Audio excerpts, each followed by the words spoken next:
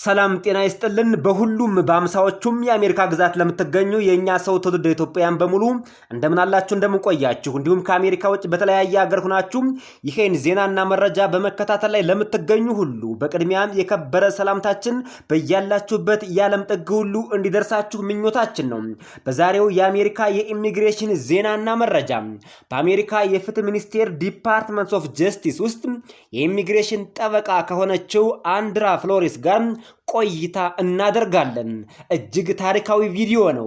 ትኩረታችን ደግሞ ባለፈው አርብ ዕለት ከ3 ቀን በፊት ማለት ነው የወጣውን አስደንጋጭ ግራ የሚያጋባና አስቸጋሪ የኢሚግሬሽን ህግን በተመለከተ ይሆናል። በአሜሪካን ሀገር ውስጥ የሚኖሩ ግሪን ካርድ የሌላቸው ሁሉም ስደተኞች ግሪን ካርድ ማግኘት ከፈለጉ በቅድሚያ አሜሪካን ለቀው ይውጡ፣ ከዚያም ኬዛቸውን በየመጡበት ሀገር ሆነው ይከታተሉ የሚል እጅግ አስደንጋጭ አስቸጋሪ ግራ የሚያጋባ ውስብስብ ህግ የአሜሪካ የኢሚግሬሽን መስሪያ ቤት ማውጣቱ ይታወቃል። እሱን አስመልክቶም ጠበቃ አንድራ ፍሎሪስ ሁሉንም ነገር ከአስከፈ ዘርዝራ ታስረዳናለች። ያልገባን ነገሮች ሁሉም ዛሬ ግልጽ ይሆናሉ። በዚህ ዙሪያ ሁሉም ጥያቄያችሁ መልስ ያገኛሉ። ይህ ከቪዲዮዎቹ ሁሉ ልዩ ነው። ሰብስክራይብ አድርጋችሁ የደወል ምልክቷን በመጫን ብቻ መረጃውን ዜናውን እንድትከታተሉ በቅድሚያ እየጋበዝን አሁን ወደ ዝርዝር መረጃው አልፈናል። በድጋሜም አብራችሁን ቆዩ። መልካም ቆይታ። አንድራ ፍሎሪስ ትባላለች። በአሜሪካ የፍትህ ሚኒስቴር ውስጥ የስደተኞች አማካሪና ጠበቃ ናት። ስለ ኢሚግሬሽን አጠቃላይ የአሜሪካን የኢሚግሬሽን ህግ በሙሉ ከአስከፈ ቁርጥም አድርጋ የበላች ሊቅ ናት። እናም በአንድ ዓለም አቀፍ ሚዲያ ቀርባም ሰሞኑን የወጣውን ህግ ከአስከፈ ብትንትና አድርጋ በዓለም ዙሪያ ላሉ ስደተኞች አስረድታለች። ጋዜጠኛዋም ሰላምታ ሰጠቻት። እንኳን ደህና መጣሽ ካለቻት በኋላ በቀጥታ ዋናውን የኢሚግሬሽን ጥያቄ ከማቅረቧ በፊት አንድ ነገር ጠየቀቻት። ይህ ከመሆኑ በፊት አለች፣ ማለትም የአሜሪካ የኢሚግሬሽን መስሪያ ቤት ግሪን ካርድ የሚፈልጉ ስደተኞች በሙሉ ግሪን ካርድ ለማግኘት በቅድሚያ ከአሜሪካ ወጥተው በየመጡበት ሀገር ሆነው እንዲያመለክቱና ኬዛቸውንም በየመጡበት ሀገር ኤምባሲ እንዲከታተሉ የሚለውን ህግ የአሜሪካ የኢሚግሬሽን መስሪያ ቤት ከማውጣቱ በፊት ማለቷ ነው። አንድ ሰው ግሪን ካርድ ለማግኘት ምን ያህል ጊዜ ይወስዳል? እናም ያለውን አጠቃላይ የግሪን ካርድ ሂደት በተመለከተ ምን እንደሚመስል እስኪ አስረጅን። ማለትም ግሪን ካርድ ለማግኘት ከአሜሪካ ውጡ ከመባሉ በፊት ስትል በዝርዝር ጠየቀቻት። Andrea, good morning. Good to see you. Good to see you. Thanks for having me. Let's just set the groundwork here for our viewers who might not be familiar with this process in general. Before this announcement was made, Andrea, typically, how long does it take for someone to get a green card, and what does that process look like? It can be extremely lengthy depending on how you enter the country or what status you're in. And people should know that there are 2 different ways you can apply to get a green card. You can apply from abroad at a consulate, or you can do what millions of immigrants have done now for, as you mentioned, decades, which is apply to adjust your status because you are already here on a visa, you are already working, you may be married to a U.S. citizen or have family. So they are disrupting a very established process that Congress has fully recognized as legal, and they're trying to say all of those millions of people who normally would apply from within the country now need to leave the country to do so and get their green card. ታዋቂዋ የኢሚግሬሽን ጠበቃና አማካሪ አንድራ ፍሎሪስ እንዲህ ስትል ትመልሳለች። ወደ አሜሪካ እንዴት እንደገቡ ወይም በምን ሁኔታ ላይ እንደሚገኙ ማወቅ ሁኔታውን ይወስነዋል።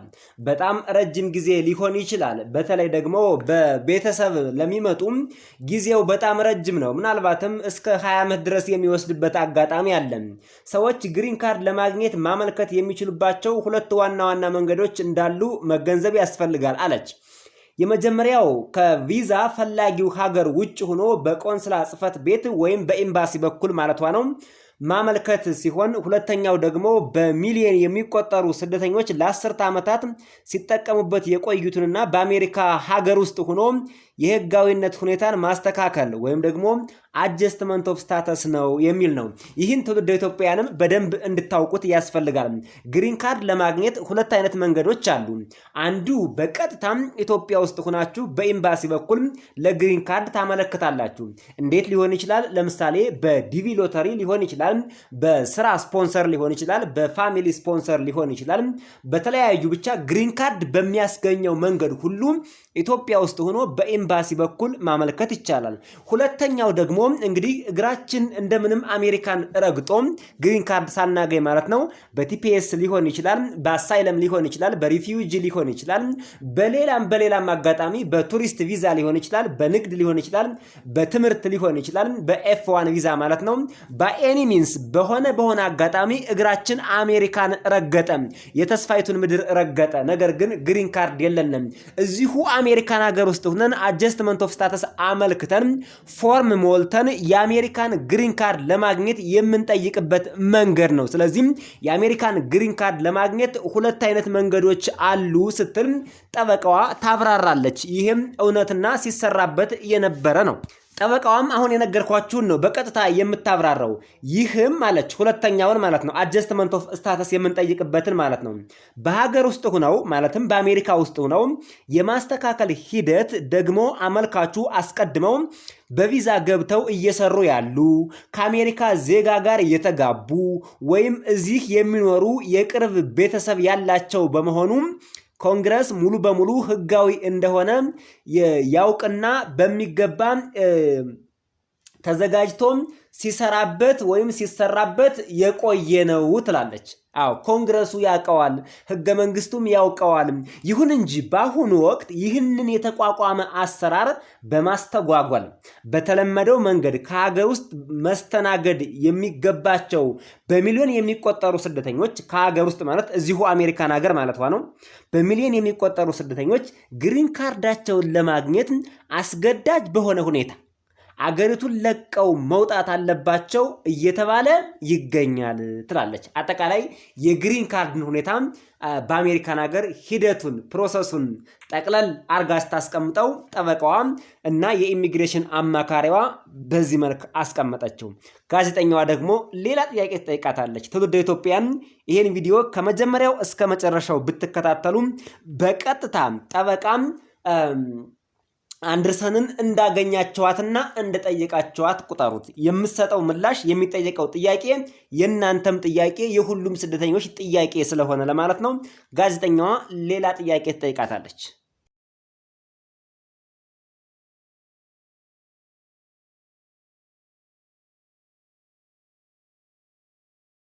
Andrea, good morning. Good to see you. Good to see you. Thanks for having me. Let's just set the groundwork here for our viewers who might not be familiar with this process in general. Before this announcement was made, Andrea, typically, how long does it take for someone to get a green card, and what does that process look like? It can be extremely lengthy depending on how you enter the country or what status you're in. And people should know that there are two different ways you can apply to get a green card. You can apply from abroad at a consulate, or you can do what millions of immigrants have done now for, as you mentioned, decades, which is apply to adjust your status because you are already here on a visa, you are already working, you may be married to a U.S. citizen or have family. So they are disrupting a very established process that Congress has fully recognized as legal, and they're trying to say all of those millions of people who normally would apply from within the country now need to leave the country to do so and get their green card.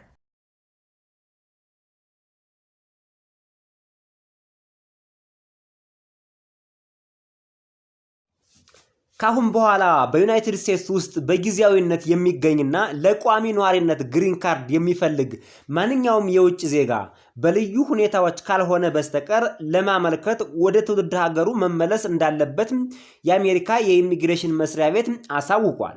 ይህ ፖሊሲ የኢሚግሬሽን ስርዓታችንን ክፍተቶችን ከመፈለግ ይልቅ ህጉ በታሰበለት መንገድ እንዲሰራ ያስችለዋል።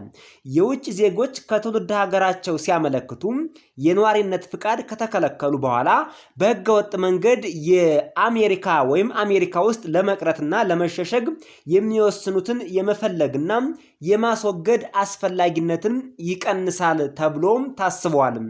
በዚህ የማህበራዊ ሚዲያ መልእክት ውስጥ ጥቂት የምንመረምራቸው ነጥቦች አሉን አለች ጋዜጠኛዋ። ልዩ ሁኔታዎች ይሄ ስፔሻል ኮንዲሽን ብሎ አስቀምጧል የአሜሪካ ኢሚግሬሽን መስሪያ ቤት በማለት ከገለጹት እውነታ እንጀምር። አንድሪያ እነዚህ ልዩ ሁኔታዎች ምን ነገሮችን ሊያካትቱ እንደሚችሉ የሚታወቅ ነገር አለ ወይ ብላ ጠየቀቻት። አዎ ህጉን ሙሉውን አንብባችሁት ከሆነ አርብ ዕለት የወጣው ማለት ነው ከ3 ቀን በፊት ዛሬ እንግዲህ 3 ቀን ሊሆነው ነው ህጉ ከ3 ቀን በፊት ህጉን በትክክል አንብባችሁት ከሆነ ማንኛውም ግሪን ካርድ ማመልከት የሚፈልግ ሰው አሜሪካን ሀገር ኑሮ ሳይሆን ከአሜሪካ ውጭ ሆኖ በመጣበት ሀገርና በኤምባሲ በኩል ነው። ነገር ግን አንዳንድ ስፔሻል ኬዝ ወይም ደግሞ ኤክስትራ የሆኑ ነገሮችን ወይም በጣም ልዩ ሁኔታዎችን እንመለከታለን በተለየ መልኩ ብለዋል። ይሄ ምንድነው? ምን ማለት ነው? የሚታወቅ ነገር አለ ወይ ብላ ጠየቀቻት። አሁን ጠበቃዋ ልታብራራ ነው። አይ ይሄ ፖሊሲ ሲወጣ በዚህ አዲስ መመሪያ የተካተተ ማንኛውም ሰው ለማመልከቻው ማወቅ ያለበት በርካታ ቁልፍ ነገሮችን ሆን ተብሎ የተዘለለና የተተው ይመስላል። እውነቷን ነው፣ በግልጽ አላስቀመጠውም ነው የምትለን። በመቀጠልም አርብ ዕለት ዘግይቶ የወጣው ማብራሪያ የዩናይትድ ስቴትስን ባስፈላጊ የሀገር ጥቅም ለሚያገለግሉ ሰዎች አንዳንድ ልዩ ሁኔታዎች ሊኖሩ እንደሚችሉ የሚገልጽ የማስተካከያ ማስታወቂያ የሚመስል ተመልክተናል። ነገር ግን ይህ አሰራር እንዴት እንደሚተገበር እስካሁን በግልጽ የሚታወቅ ነገር የለም አለች ጠበቃዋ። እናም እንደገና ሰዎችን ስለ ሁኔታው ማስታወስ እፈልጋለሁ አለች። እነዚህ ቀድሞውኑ በማህበረሰቡ ውስጥ በህገወጥ የኢሚግሬሽን ሁኔታ ላይ ያሉ ሰዎች ናቸው። ዩናይትድ ስቴትስ እነዚህ መስራት እንደምትችሉ ከዚህ ቀደም የፈቀደች ቢሆንም ስራ መስራት እንደምትችሉ ማለት ነው። ከዚህ ቀደም የፈቀደች ቢሆንም አሁን ግን ሊናገሩት የሚፈልጉት ነገር ህጉ ራሱ ክፍተት አለበት የሚል ነው ትላለች። እናም አንድ ሰው ግሪን ካርድ እንዲያገኝ ቀላል የሚያደርግ ክፍተት የፈጠረ ከዚህ በፊት በነበረው አስተዳደር የተደረገ ምንም አይነት የህግ ለውጥ የለም ነው የምትለው። የፕሬዚዳንት ባይደን አስተዳደር ደንበሮችን ሁሉ ከፍቷል። አላስፈላጊ የኢሚግሬሽን ህግ አውጥቶ በርካታ ዓለም አቀፍ ወንጀሎችን ከእስር ቤት ያመለጡ ጋንግስተሮችን በሙሉ በሜንታል ሄልዝ የተጠቁትን ሁሉ ወደ አሜሪካን ሀገር ከእስር ቤት እየተፈቱ እንዲገቡ አድርገዋል የሚል ክስ ፕሬዚዳንት ትራምፕ ያነሳ ነበር። ይቺ ጠበቃ የምትለው ግን በጣም በሚገርም ሁኔታ ከዚህ በተለየ ነው። ምንም አይነት የህግ ለውጥ አልነበረም። ነገር ግን አሁን ያደረጉት ነገር ማስታወቂያውን ካነበብሽው አለቻት ትኩረታቸው በሙሉ የሰዎችን የማስወገጃ ወይም የማባረር ቁጥር በመጨመር ላይ ብቻ የተመሰረተ እንደሆነ ትረጃለሽ። ስለዚህ ይህንን ሂደት የሚጠቀሙት የሁኔታ ማስተካከያ ወይም አጀስትመንት ኦፍ ስታተስ መስፈርቶችን የማያሟሉ ተጨማሪ ሰዎችን ማስወገድ ከቻልን እነሱን ማባረር ቀላል ይሆንልናል በሚል ስሌትና በሚል ኳልኩሌሽን ነው የገቡበት እንጂ ከዚህ በፊት የአሜሪካ የኢሚግሬሽን ህግ በህገ መንግስቱ የጸደቀውና በኮንግረሱ የጸደቀው ሲተገበር ነበር፣ ምንም ክፍተት አልነበረበትም ስትል ትነግራታለች። ይቺ በጣም ሲኒየር የሆነች የኢሚግሬሽን ጠበቃና አማካሪ ናት። በነገራችን ላይ ዲፓርትመንት ኦፍ ጀስቲስን ስትመራ የነበረች ናት። እዛ ውስጥ ሆና በአማካሪነትና በጠበቃነት ማለት ነው። ይህ ፍጹም ሞኝነት የጎደለው ምክንያት ነው። ኳልኩሌሽናቸው እየተሳሳተ ነው። ምክንያቱም በዚህ ሂደት ለነዚህ ግሪን ካርድ ብቁ የሆኑ ሰዎችን የእርዳታና የቪዛ ተደራሽነት መጠን ስንመለከት ሁልጊዜ ከ80% በላይ ነው። ስለዚህ አገር ውስጥ ከገቡ በኋላ ማለትም አሜሪካ ከገቡ በኋላ ብቁ ላይሆኑ ስለሚችሉ በጣም ጥቂት ሰዎች ነው የሚገቡት። ይህ ደግሞ አንድ ሰው ብቁ ካልሆነ የኢሚግሬሽን መስሪያ ቤቱ የራሱን መደበኛ ስራ መስራት እንደማይፈልግ የመናገር ያክል ነው ብላ የአሜሪካን የኢሚግሬሽን መስሪያ ቤት በግልጽ ተችታለች። ይልቁንም በመቶ ሺዎች የሚቆጠሩ ሰዎችን ከቤተሰቦቻቸው ነጥሎ በዚያ መንገድ ማባረር ይመርጣሉ። ይህ በእርግጥ በአመልካቾች ላይ እየፈጠሩት ያለው ጭካኔ የተሞላበት አለች። የሚገርም እኮ ነው። አላስፈላጊና ቢሮክራሲያዊ እንቅፋት ነው ብላ በግልጽ አሜሪካ ዲፓርትመንት ኦፍ ጀስቲስ ውስጥ የምትሰራ የኢሚግሬሽን አማካሪና ጠበቃ የሆነች ቃል በቃል ነገረቻቸው። ይሄ እጅግ በጣም የሚገርም ነው።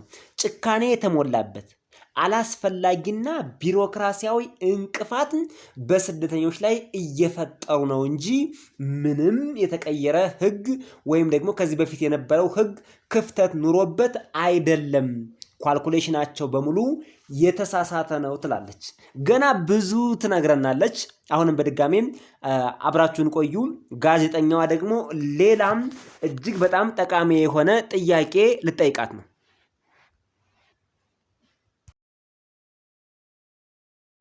I want to take us out to a social media post here from USCIS, which is the U.S. Immigration and Customs Services. They say this: from now on, an alien who is in the U.S. temporarily and wants a green card for permanent residency must return to their home country to apply, except in extraordinary circumstances.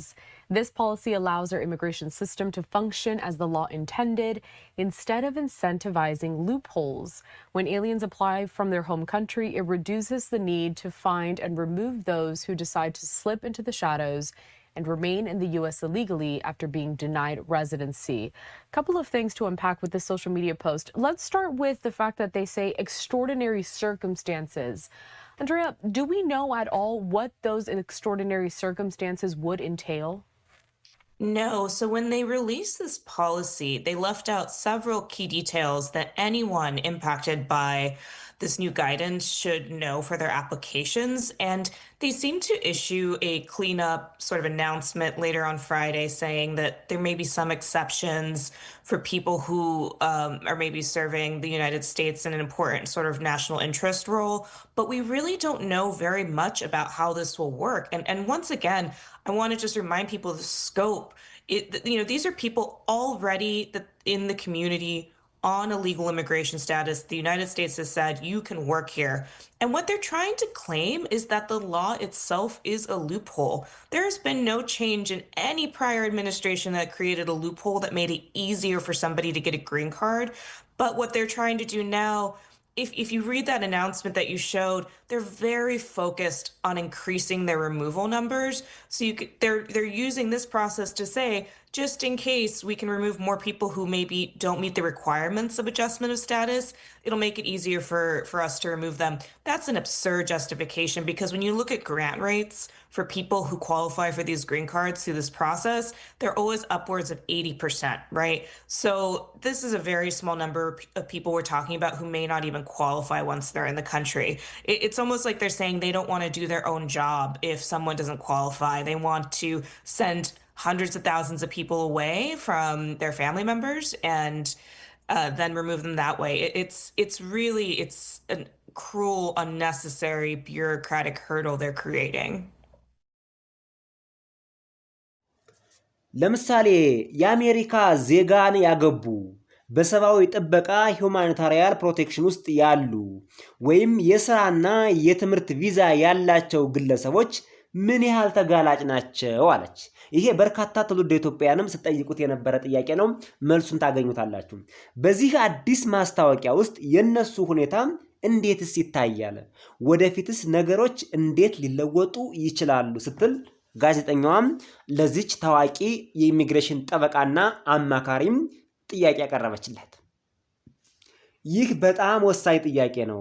ምክንያቱም የነዋሪነት ፍቃድ ለማግኘት አጀስትመንት ኦፍ ስታተስ አድርገው ብቁ የሆኑ አንዳንድ ሰዎች በተመሳሳይ ጊዜ የጥገኝነት መብትም ሊኖራቸው ይችላል አለች። ይሄ ነው በተለይ አንድ አድማጫችን ከኔ የዩቲዩብ ቻናል ላይ ይሄን ዜና ከለቀቁበት የዩቲዩብ ቻናል ላይ በቀጥታ ይችን ጥያቄ ጠይቋል። በቀጥታ ነው ጠየቀው። እነዚህ ሰዎች ወደ ሀገራቸው መመለስ ከፍተኛ አደጋ አለው። ምክንያቱም አሜሪካ ውስጥ ጥገኝነት ከጠየቁ በኋላ ወደ ሀገራቸው ቢመለሱ በቀጥታ የጥቃት ኢላማ ሊሆኑ ይችላሉ አለች። እውነቷን ነው። ይሄ የብዙ ሰዎች ጥያቄ ነው። አንድ ሰው አሜሪካን ሀገር ገብቶ አሳይለም ጠይቋል። አሳይለሙ ተቀባይነት አግኝቷል። እንደገና ደግሞ ከአሳይለም በኋላ ሁሌም መቼም እንደምታውቁት በአሳይለም አይኖርም። እድሜ ልክ ወደ ግሪን ካርድ መቀየር ግድ ነው። አጀስትመንት ኦፍ ስታተስ ጠይቆ ግሪን ካርድ ያገኛል። ስለዚህ አንድ ሰው አሜሪካን ሀገር ውስጥ ገብቶ ተቀባይነት አግኝቶ በአሳይለም ማለት ነው አሳይለሙ ጸድቆለት ግሪን ካርድ ሊያመለክት ሲፈልግ አይ አንተማ ግሪን ካርድ ማመልከት ያለብህ ወደ መጣህበት ሀገር ኤምባሲ ሄደ ነው ሊባል ነው ማለት ነው። ይህ ታላቅ ፈተና ነው የሚሆነው። አንድ ሰው ሲጀመር አሳይለሙ የሚጸድቅለትና ተቀባይነት የሚያገኘው ወደ መጣሁበት ሀገር ብመለስ በሀገሬ ውስጥ ችግር ይደርስብኛል፣ በብሔር በሃይማኖት ወይም በፖለቲካ በሆነ ነገር ችግር ይደርስብኛል ብሎ አስቦ ነው። ስለዚህ ከእንቅርት ላይ ጆሮ ደግፍ ነው የሚሆነው ማለት ነው ነገሩ። ስለዚህ አለች አዲሱ አሰራር ካለ ስደትና እንግልት መመለስ አይችሉም ብለን ለይተን ለምናውቃቸው ስደተኞች ጭምር ትልቅ አደጋ እየፈጠረ ነው። ይህ ለውጥ በርካታ የህብረተሰብ ክፍሎችን ይነካል አለች። እኔ ሁልጊዜ ሰዎችን የማስታውሰው አንድ ነገር አለኝ ብላ ተናገረች። ይህ ጉዳይ እኔን አይመለከተኝም ብለው ያስቡ ይሆናል፣ ታስቡ ይሆናል።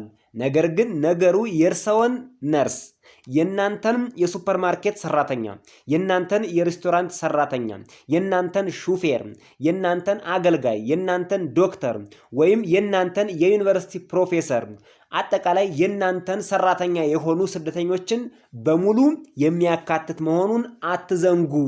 ብሎም የእናንተን ወገኖች፣ የእናንተን ጎረቤቶች፣ የእናንተን እህት ወንድሞች ጭምር ሊያካትት እንደሚችል አትዘንጉ። ስለዚህ መረጃው ሁሉንም ሰው ይመለከታል ለማለት ፈልጋ ነው።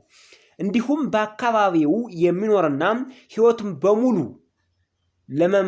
ለመምራት የነዋሪነት ፍቃዱን በጉጉት የሚጠብቅ ጎረቤታችሁን፣ ጓደኛችሁን ጭምር ያካትታል። ባጭሩ አሁን ጥቃት እየተሰነዘረበት ያለው ህጋዊ የኢሚግሬሽን ስርዓት ነው። ከዚህ በፊት የነበረ እየሰራ ያለ ህጋዊ የሆነ የኢሚግሬሽን ስርዓት ነው ጥቃት የደረሰበት አለች። ከዚህ በላይ ምን ትናገር? ይህ ፕሬዚዳንት ትራምፕ ያልተፈቀደ ፍልሰትን እንቆጣጠራለን፣ ስጋት የሆኑትንም እንለያለን ካሉት መርህ ፈጽሞ የወጣና የራቀ ነው። ምክንያቱም እነዚህ ሰዎች ለማህበረሰቡ ምንም አይነት ስጋት አይፈጥሩም አለች። ጠበቃና የኢሚግሬሽን አማካሪ ናት። ስደተኞች በጭራሽ በአሜሪካ ውስጥ ምንም አይነት ስጋት አይፈጥሩም። እነዚህ ሰዎች ህዝቡ ሊረዳው የሚገባው ዋና ነገር በአሁኑ ወቅት እየተደረገ ያለው ጥረት አሜሪካዊ መሆን የሚገባው ማን ነው የሚለውን መመዘኛ ሙሉ በሙሉ ለመቀየር ያለመ መሆኑን መርሳት የለብንም አለች። ይህንን በትውልድ መብት ዜግነት ለምሳሌ በበርዝ ራይት ሲቲዝንሺፕ ክርክር ላይ በደንብ አይተነዋል።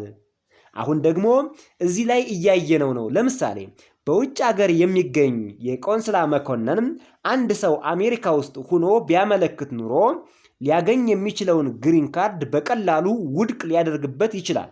ከሁሉም የከፋው ደግሞ ይህንን ውድቅ ውሳኔ በፍርድ ቤት መሞገት አለመቻሉ ነው። የአሜሪካ የኢሚግሬሽን መስሪያ ቤት ግሪን ካርድ አታገኝም ብሎ ውድቅ ያደረገበትን ሰው ፍርድ ቤት ሄዶ ቢከራከርም አይችልም እያለች ነው ጠበቃዋ። ጠበቃ ናት፣ የኢሚግሬሽን አማካሪ ናት። አይቻልም ነው እያለች ያለችው። ይህ በጣም ጨካኝና መሰረታዊ ለውጥ በመሆኑ ወደፊት በርካታ የህግ ክሶችንና ውዝግቦችን ማስከተሉ አይቀሬ ነው በአሜሪካ ብላም የሚገርም ምላሽ ሰጥታታለች። እየሆነ ያለው ነገር ይሄ ነው። ጋዜጠኛዋ በዚህ አላቆመችም። ሌላም አሁንም ስደተኞችን ሊያነሱት ይችላል፣ ሊወክል ይችላል የምትለውን ሌላም ጥያቄ በዚህ ዙሪያም አንስታላታለች። What kind of concerns are also being focused on by individuals? Let's say, for example, they're either married to a U.S. citizen, they're under humanitarian protection, or those who hold work and student visas. I mean, where do they fall in within this announcement and how things might change? This is a really important question because some people who are eligible for adjustment of status may have qualified for something like asylum, where it's actually unsafe for them to return to their home country because if they received asylum in the United States, they could actually be targeted once they return. So this is creating danger for also immigrants who we have said it is impossible for you to go back without facing persecution. And there's so many different categories of people this could impact. And I always remind people, you may not think immigration impacts you, but this may involve that nurse or doctor in your community. This may involve this professor in your university. This could involve, someone in your neighborhood who was just simply waiting to adjust their status to firmly establish their family here. I mean, this is the legal immigration system that's being attacked. This is not what President Trump claimed he was going to do, which was crack down on unauthorized migration and target people who are threats to us. These people pose no threats, right? And it's really important, I think, that people understand they are trying to change who gets to qualify to be an American, right? We saw that with the birthright citizenship case. We're seeing this here. It is much easier for a consular officer abroad to reject a green card and to not have any court look at that rejection than it would be if they adjust here in the United States. So this is a very cruel and necessary change, and there will likely be many lawsuits challenging it. እሺ በቃ ስለዚህ እንነጋገር አለች። ከኢሚግሬሽን ጠበቆች የተመለከትናቸው አንዳንድ ምላሾች ነገር ግን ይህንን በቅርበት ከሚከታተሉ የሰብአዊ መብት ተሟጋች ቡድኖችም ጭምር በእነዚህ ለውጦች ምክንያት ምን አይነት ክሶች ሲያቀርቡ አይተሻል ብላ ጠየቀቻት። ይሄ ይጠቅማል። ትውልደ ኢትዮጵያውያን ወደፊት አሜሪካን ሀገር ተደራጅተው ክስ ለመመስረት ምን አይነት ክሶችን ማቅረብ እንዳለባቸው ጠበቃዋ ትናገራለች። እና እነዚህ የእርዳታ ቡድኖችና የኢሚግሬሽን ጠበቆች እንደገና በዚህ ላይ መገፋታቸውን እንዴት እንጠብቃለን የሚል አይነት ጥያቄ ነው ያቀረበችላት ማለት ነው። እሷም መለሰችላት፣ ምናልባትም ይህንን የሰጡት መንገድ ተገቢ ስላልሆነ የአስተዳደር ስነ ስርዓት ህግን መጣስ የሚለውን ማስታወሻውን ይዞ ራሱ በዚህ ክስ ማቅረብ ይቻላል ነው የምትለው። የፕሬዝዳንት ትራምፕ አስተዳደር የኢሚግሬሽን ስርዓትን እየጣሰ ነው፣ ህጋዊ የሆነውን የኢሚግሬሽን ስርዓት ጥቃት እያደረሰበት ነው ብለን መክሰስ እንችላለን ነው የምትለው። እንደገና ጠበቆች ደንበኞቻቸውን ለመርዳት የሚያስፈልጋቸውን ከፍተኛ ዝርዝር መረጃ እያጣን ነው ብለው ይክሰሱ፣ ምክንያቱም አሁን የወጣው ህግ የሚያወዛግብ የሚያምታታና ግልጽ ያልሆነ ነው ትላለች። እንግዲህ ጠበቆችም ይሄን ቪዲዮ እየሰማችሁ ካላችሁ እናንተም ክስ ለማቅረብ ይጠቅማቸዋል። ስደተኛ ብቻን የሚመለከት አይደለም ማለት ነው። ስለተለያዩ ጉዳዮች ዝርዝር መረጃና አሁንም ከቤተሰቦቻቸው ጋር ወይም በስራቸው ላይ ማን ሊቆይ እንደሚችል በትክክል አልተገለጸም። እንዲሁም አንዳንድ ንግዶችና አሰሪዎች ክስ ሊያቀርቡ ይችላሉ ብዬ ገምታለሁ አለች። ምክንያቱም ለ10 ዓመታት ያህል ያሰለጠኗቸውን ባለሙያዎች፣ ኢንጂነሮች፣ ዶክተሮች፣ ነርሶች፣ ሌሎችም ባለሙያዎች ሙሉ በሙሉ አጥተዋል። ስለዚህ ክስ ሊያቀርቡ ይችላሉ። አሰሪዎች፣ የንግድ ድርጅቶች፣ ካምፓኒዎች፣ ተቋማት፣ አጠቃላይ አሜሪካን ሀገር ውስጥ የሚኖሩ ግለሰቦች ነገር ግን ስደተኞችን ቀጥረው የሚገኙ ቅሬታና ክስ ሊያቀርቡ ይችላሉ። እንግዲህ ምን አይነት ክስ ሊነሳ ይችላል ብላ ጠይቃት ነው። ይህ ማለት ለአሜሪካውያንም ምንም ትርጉም የማይሰጠው ለዚህ ነው። ምክንያቱም 13% የሚሆነው የዩናይትድ ስቴትስ ተወላጅ የውጭ ሀገር ዜጋ ነው አለች። እዚህ በህጋዊ የኢሚግሬሽን ሁኔታ ላይ ናቸው። ሁልጊዜም የኢኮኖሚያችንና የማህበረሰቦቻችን የስራ መንገድ አካል ናቸው አለች። በቃ የአሜሪካ ማህበረሰብ አንድ ኮምፖነንት ናቸው። 13% የሚሆነውን አጠቃላይ የአሜሪካን ህዝብ ስደተኞች ይሸፍናሉ ነው የምትለው። እንግዲህ ያወጣችው ቁጥር ምን ያህል ትክክል ነው አይደለም የሚለውን እንግዲህ የኢሚግሬሽን ጠበቃ ናት፣ አማካሪ ናት፣ ይሄ መረጃ ይኖራታል ተብሎ ይታሰባል። እና እነዚህ ሰዎች የአሜሪካ ኢኮኖሚ የጀርባ አጥንት ናቸው፣ የማህበረሰባችን አካል ናቸው፣ ከአሜሪካውያን ተገንጥለው የሚታዩ አይደሉም ነው የምትለው። ስለዚህ የዚህን ባህሪ ለማወቅ እና ተጨማሪ ሰዎችን ወደ ውጭ ለመላክ እየሞከሩ ነው። ይህም በመጀመሪያው ክፍለ ጊዜ ለተለያዩ የስደተኞች ምደቦች ያደረጉት ነው። እናም ጥገኝነት ጠያቂዎች በሜክሲኮ እንዲቆዩ ተደርገው ነበር። ልክ ናቸው። ሰዎችን አንዴ ከፈቀዱላቸው ይልቅ ወደ ውጭ እንዳይገቡ ማድረግ ቀላል ነው። ያ ማለት እዚህ ጋር ምንድነው ዋናው ሐሳቧ? ሰዎች ወደ አሜሪካን ሀገር ቀድሞ ከመፍቀድ ይልቅ ቀድሞ እንዳይገቡ ማድረግ ቀላል ነው። ወይም ደግሞ ቀድሞ አስገብቶ እንደገና ከማባረር ይልቅ ቀድሞውንም እንዳይገቡ ማድረግ ቀላል ነው። ነገር ግን አለች ህጉ የሚሰራው በዚህ መንገድ አይደለም። ወይም ኢሚግሬሽን እዚህ እስካሁን ድረስ ሰርቷል፣ ሲሰራ ቆይቷልም። አሁን የትራምፕ አስተዳደር የያዘው በዚህ መንገድ አይደለም ኢሚግሬሽን የሚስተካከለው ትላለች። Let's talk about that. Some of the responses that we've seen from immigration attorneys, but also from aid groups who are following this closely. What kind of lawsuits have we already seen being brought forth because of these changes? And how do we expect possibly these aid groups and immigration attorneys, again, to continue to push back on this?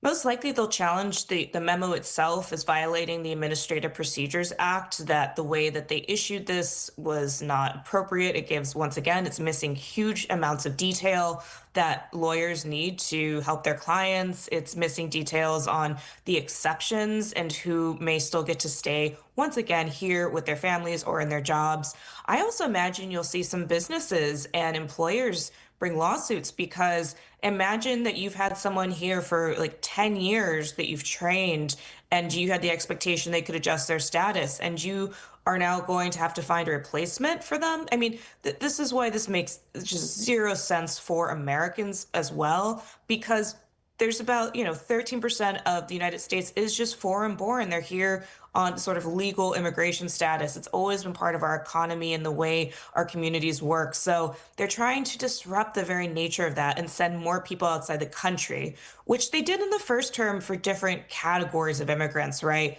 They said asylum seekers have to wait in Mexico. It's easier to keep people out than once you let them in, is their justification. But that is not the way the law works or that immigration has ever worked here.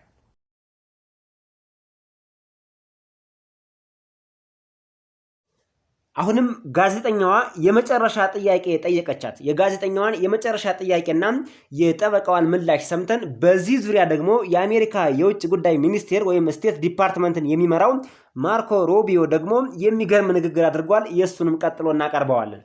እናም ጋዜጠኛዋ ስጠይቃት እሺ አንድሪያ፣ አሁንም መልስ የሚያስፈልጋቸው ብዙ ጥያቄዎች እንዳሉ አውቃለሁ። ይህ ማስታወቂያ ባለፈው አርብ ከጥቂት ቀናት በፊት ከተሰራጨ በኋላ ወይም መሰራጨቱ ይታወቃል። ስለዚህ ይህ ሁሉ እንዴት እንደሚከናወን ወይም ደግሞ ይህ ሁሉ እንዴት ተፈጻሚነት እንደሚኖረው እንዴት ሊካሄድ እንደሚችል መከታተልና ማወቅ እንዴት እንችላለን በሚለው ላይ የምትጨምሪው ነገር አለሽ ወይ ብላ ጠየቀቻት። ማወቅ ያለብን ነገር አለች፣ ይህ በስደተኞች ላይ ብቻ ተጽዕኖ እንደሚያሳድር ተደርጎ መታወቅ የለበትም ወይም ተደርጎ መወሰድ የለበትም። ዋጋ እየጨመረ በመጣበት፣ የሰው ኃይል እጥረት እየጨመረ በመጣበት፣ ከሀገር በቀል ሰራተኞች ጋር የሚደረገውን የሥራ ዕድል መጨመርም እንዳላሳደገው የሚገልጽ አስፈላጊ መረጃ በወጣበት ወቅት ኢኮኖሚያችንን በጣም እየጎዳው ነው። ስደተኞችን ማባረር ማለቷ ነው። ስለዚህ አስተዳደሩ አሜሪካውያንን ስደተኞችን ማስወገድ ህይወታችንን የተሻለ እንደሚያደርግ እንዲያምኑ ይፈልጋል የሚለው ይህ ንድፈ ሐሳብ የተረጋገጠ አይደለም። ነገሮች ለአሜሪካውያን የበለጠ ውድ፣ አስቸጋሪ፣ ውስብስብ ሆኖባቸዋል።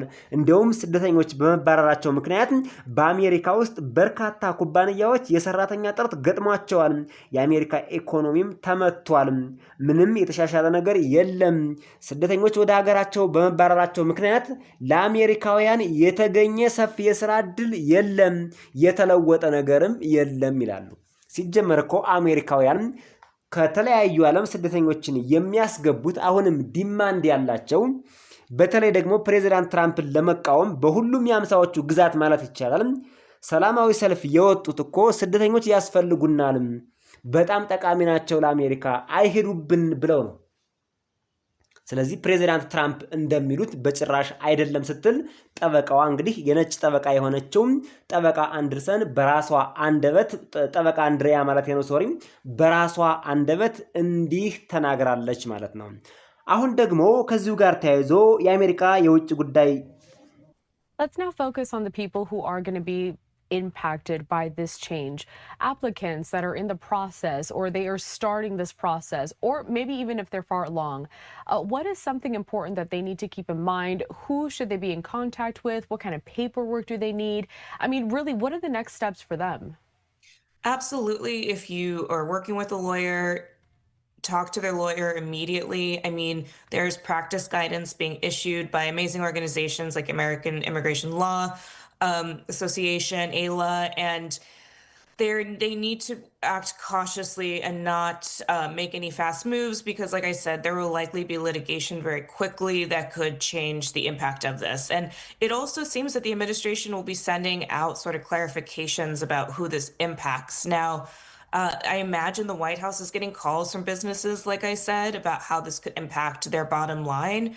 And the group that I'm most worried about, though, is actually American families, right? So you say you're a parent and you sponsored a child or some version of that, or you are an adult child and you sponsored your parent. Like, why would they have to leave the country now, right? And so I worry that maybe some of those who can't call the White House so easily will get lost in this story, but it is still important that people understand they followed the laws and now they're trying to pull the carpet out from under them and say, you don't get to stay here as every sort of generation before you did, as you continue to pursue what you are already eligible for. I think they use a lot of language like loopholes and fraud, but this is just the process as it's always worked. There's been no change in law, right? This is just immigration law, and they want to make it seem ወደ መጨረሻው የኢሚግሬሽን ዜናና መረጃ ስናልፍ አንዲት ህንዳዊት ጋዜጠኛ የአሜሪካን የውጭ ጉዳይ ሚኒስቴር ወይም ስቴት ዲፓርትመንት የሚመራውን ማርኮ ሮቢዮን ከኢሚግሬሽን ጋር የተያያዘ አንድ ጥያቄ ትጠይቀዋለች። እሱ የሰጠውን ምላሽና ዝርዝር መረጃ አብረን አድምጠን እንመለስና የአማርኛ ትርጓሜውን ሌሎች ተጨማሪ መረጃዎችን ጨምረንበት እንሰናበታለን ማለት ነው። Immigration. Every single year, 1 million people, roughly, become permanent residents of the United States and contribute greatly. My parents entered the United States as permanent residents in 1956 from Cuba. And so it's a process that's enriched us. But it has to be a process that's adjusted in every era to the realities of the modern times in which you live. And it's long overdue. So the United States is currently undergoing a process of reforming the system by which we choose how many people come into our country, who comes in, when they come in, etc. Anytime you undertake a reform, anytime you undertake a change in the system by which you admit people, or frankly, anytime you undertake a reform in any system, not just on immigration, there's going to be a period of transition that's going to create, some friction points and some difficulties and so forth. Ultimately, we think when this process is in place, once this process has been modernized, and that's really what it is. We are modernizing the U.S. immigration system for the 21st century so that it is an immigration system that's not just good for the America, but it's also good for the people that are coming. Once we are complete and once we've done the work of modernizing that system, I think we're going to come up with a system, we're going to wind up with a system that's more efficient and even better than the previous system, and in some ways may prove to be even more beneficial than the previous system was to people from India that seek to enter the United States to work and innovate. But obviously there's going to be a period of adjustment along the way. So what I want to leave clear is that the changes, while they may be having a disproportionate impact on a place like India that provides so many high-skilled workers to the U.S. economy, it is not a system that is targeted at India. It is one that's being applied globally. But we're in a period of transition, and like any period of transition, there's going to be some bumps on that road, but we think ultimately our destination is going to be a better system, a more efficient system, one that works better than the one that we had in place previously, and more sustainable, by the way.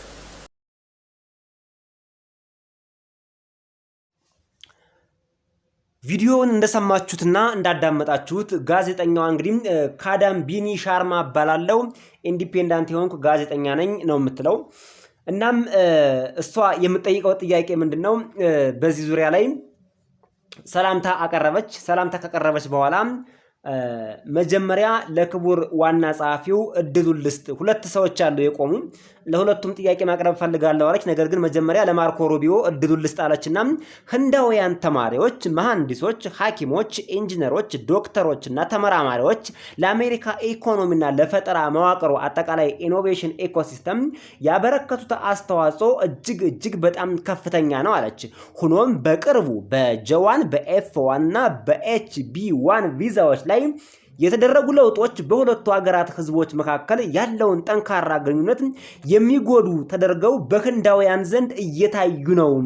የእርሰው አስተዳደር በዚህ ዙሪያ ለህንዳውያን የሚሰጠው ምላሽ መልእክት ምን ሊሆን ይችላል ስትል አፋጣ ፊት ለፊት ጠይቀዋለች። ማርኮ ሩቢዮ ደግሞ እንዲህ ሲል መለሰ። በመጀመሪያ ደረጃ ህንዳውያን ለአሜሪካ ኢኮኖሚ ያበረከቱትን ትልቅ አስተዋጽኦ ሙሉ በሙሉ እቀበላለሁ፣ አከብራለሁም። የህንድ ኩባንያዎች በአሜሪካ ኢኮኖሚ ውስጥ ከ20 ቢሊዮን ዶላር በላይ ኢንቨስት ያደረጉ ሲሆን ይህ ቁጥር ይበልጥ እንደሚያድግ እንፈልጋለን። ከገንዘብ ኢንቨስትመንቱ ባለፈ ወደ ኢኮኖሚያችን ያመጡት ዕውቀትና ሙያም ከፍተኛ ዋጋ ያለው ነው። ትናንት በነበረኝ ቃለ መጠይቅ ላይ እንደገለጽኩት አሁን በቪዛ ስርዓታችን ላይ እየተደረጉ ያሉ ለውጦችና ማሻሻያዎች ህንድን ብቻ ለይተው ያነጣጠሩ እንዳልሆኑ ሁልጊዜም ግልጽ ሊሆን ይገባል። ይህ አጠቃላይ ዓለም አቀፋዊ አቅጣጫ እንጂ ህንድን ብቻ የሚመለከት አይደለም ይላሉ። በነገራችን ላይ አሜሪካ ውስጥ በተለይ የሶፍትዌር ኢንጂነሪንግ ፊልዶችን አብዛኛውን የሶፍትዌር ዲቨሎፕመንት ስራዎች በሙሉ ህንዶች ናቸው የተቆጣጠሩትና እሱና የሚለው ነገሩን ግልጽ ለማድረግ ያህል በአሁኑ ወቅት አሜሪካ ከፍተኛ የስደተኛ ቀውስ ውስጥ ትገኛለች። ይህ ችግር ከህንድ ጋር የተያያዘ ባይሆንም ባለፉት ጥቂት ዓመታት ውስጥ ከ20 ሚሊዮን በላይ ሰዎች ያለ ህጋዊ ፍቃድ ወደ አሜሪካ የገቡ በመሆኑ ይህንን ፈተና መፍታት ነበረብን ነው የሚለው። 20 ሚሊዮን የሚሆኑ ሰዎች ወደ አሜሪካ በህገ ወጥ መንገድ ገብተዋል ብሎ ያስባል ይህ ሰው። አስቡት። በተጨማሪም ይህ ለህንድም ሆነ ለማንኛውም የዓለም ሀገር እውነት ነው። ማንኛውም ሀገር የሚያወጣቸው ፖሊሲዎች በተለይም የኢሚግሬሽን ፖሊሲው የራሱን ብሔራዊ ጥቅም የሚያስጠብቁ መሆን አለባቸው። አሁንም ቢሆን አሜሪካ በዓለም ላይ ስደተኞችን በመቀበል ረገድ ግንባር ቀደም ሀገር ናት ብዬ አምናለሁ። በየዓመቱ ወደ 1 ሚሊዮን የሚጠጉ ሰዎች አሜሪካ ቋሚ ነዋሪ በመሆን ለአገሪቱ ትልቅ አስተዋጽኦ ያበረክታሉ። እኔም ወላጆች እንደ ፈረንጆች አቆጣጠር በ1956 ከኩባ የመጡ ቋሚ ነዋሪዎች ነበሩ። በመሆኑም ይህ የኢሚግሬሽን ሂደት አገራችንን እንዴት እንዳበለጸጋት በሚገባ እረዳለሁ። በጣም የሚገርም ነው። ከኩባ መጥቶ ነው፣ ከኩባ ተሰዶ የመጣ ሰው ነው አሁን ወደ አሜሪካን ሀገር ሌሎች መግባት የለባቸውም ሲል የሚደመጠው። ይሄ ነው እንግዲህ አንዳንዴ ከአንድ ከሆነ ነገር ወጥተው ወደሆነ ነገር የሄዱ ሰዎች ያኛውን ነገር የመጥላት አባዜ አለባቸውና ለምሳሌ አይታችሁ ከሆነ ሃይማኖት የቀየሩ ሰዎች በፊት የነበሩበትን ሃይማኖት ከማጥላላት አንጻር አክራሪነታቸውን ስንመለከት በጣም የጠነከረ ነው የሚሆነውና ልክ እንደዛ ነው። ይሄም ማርኮ ሩቢዮም አሁን እሱ ከኩባ ተሰዶ መጥቶ ቤተሰቦቹ በ1956 ከኩባ ተሰደው መምጣታቸውን ረስቶ አሁን ግን ስደተኞችን ከአሜሪካ በማባረር ረገድ በጭካኔ በአክራሪነት የሚታወቅ ሰው ሆኗል ማለት ነው። ይሄ እንግዲህ ከራሱ አንደበት ነው የተደመጠው። እናንተም እንግሊዘኛውን ተመልሳችሁ መስማት ትችላላችሁ። ነገር ግን የኢሚግሬሽን ስርዓት በየዘመናቱ ካለው ወቅታዊ ነባራዊ ሁኔታ ጋር መላመድና መሻሻል አለበትም። ይህ ማሻሻያ ደግሞ በጣም ዘግይቷል። በአሁኑ ወቅት አሜሪካ ወደ ሀገር ውስጥ የሚገቡ ሰዎችን ቁጥር ማን መግባት እንዳለበትና መቼ መግባት እንዳለበት የሚወስነውን ስርዓት መልሳ የማደራጀት ስራ እያከናወነች ነው። በማንኛውም ስርዓት ላይ ትልቅ መዋቅራዊ ለውጥ ወይም ማሻሻያ በሚደረግበት ወቅት የሽግግር ጊዜው የተወሰኑ አለመግባባቶችና የአሰራር መጓተቶችን መፍጠሩ አይቀሬ ነው። ነገር ግን ውሎ አድሮ ይህ የሽግግር ሂደት ሊጠናቀቅ ወይም ሲጠናቀቅ ለ21ኛው ክፍለ ዘመን የሚመጥን ይበልጥ ቀልጣፋና ዘላቂ ስርዓት እንገነባለን የሚል ዲስኩር ነው የሚደሰኩረው የሰውዬ። ይህም ለአሜሪካ ብቻ ሳይሆን ወደ ሀገራችን ለሚመጡትም ሰዎች የተሻለ ይሆናል ነው የሚለው።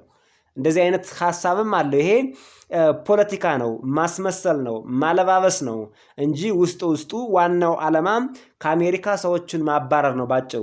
ይህ ማሻሻያ ተጠናቆ ሲያበቃ ይላል ቀድሞ ከነበረው አሰራር እጅግ የተሻለና ቀልጣፋ ስርዓት እንደሚኖረን እርግጠኛ ነኝ። እንዳውም ወደ አሜሪካ መጥተው መስራትና አዳዲስ ፈጠራዎችን ማፍራት ለሚፈልጉ የህንድ ዜጎች ከቀድሞ የበለጠ ጠቃሚ ሊሆን ይችላል። ያ ማለት ለህንድ ብቻ ሳይሆን እንግዲህ ለዓለምም ህዝብ ነው እያለ የሚገኘው። ጠያቂዋ ህንድ ስለሆነች ነው። ስለዚህ በግልጽ ላስቀመጠው የሚፈልገው ነገር ቢኖር አለ እነዚህ ለውጦች ከፍተኛ ቁጥር ያላቸውን ባለሙያዎች ወደ አሜሪካ በምትልከው እንደ ህንድ ባሉ አገራት ላይ ሰፊ ተጽዕኖ ሊያሳድር ቢችልም አሰራሩ ግን ህንድን ለመጉዳት የታለመ አይደለም አይነት መግለጫ ነው። ለሁሉም ለዓለም አቀፍ በዓለም ዙሪያ ለሚመጡ ስደተኞች የወጣ ህግ እንጂ ለህንዶች ብቻ የወጣ አይደለም የሚል ምላሽ ነው የሚሰጣት። ባጭሩ ይህ ሰው እንግዲህ ከኩባ የመጣ ሰው ነው። ራሱም የስደተኛ ቤተሰቦች ልጅ ነው። እንደዚህ በሆነበት ወቅት ነው እንግዲህ ተመልሶ ስደተኞችን በዚህ ደረጃ ሲያሰቃይ ሲያባርርና ውጣ ወረድ ሲያበዛባቸው እየተመለከት ነው። እናም እንግዲህ የሚሰጡት ምላሽ የአሜሪካን ኢሚግሬሽን እናሻሽለዋለን፣ በተሻለ መንገድ ይሆናል የሚል ሰበብ ነው የሚደረድሩት። የተከበራችሁ አድማጭ ተመልካቾቻችን ከዛሬው ዜናና መረጃ እንዲሁም ከኢሚግሬሽን ጠበቃዋና አማካሪዋ ጋር የተደረገው ቆይታ በዚህ ዙሪያ በተላለፈው ቪዲዮ ላይ እጅግ ጠቃሚ የሆነ መልእክት መረጃ እንዳገኛችሁበት እርግጠኞች ነን። በሌላ ተመሳሳይ የኢሚግሬሽን ዜናና መረጃ እስከምንገናኝ በያላችሁበት የዓለም ጥግ ሁሉ መልካሙን ሁሉ እንመኝላችኋል።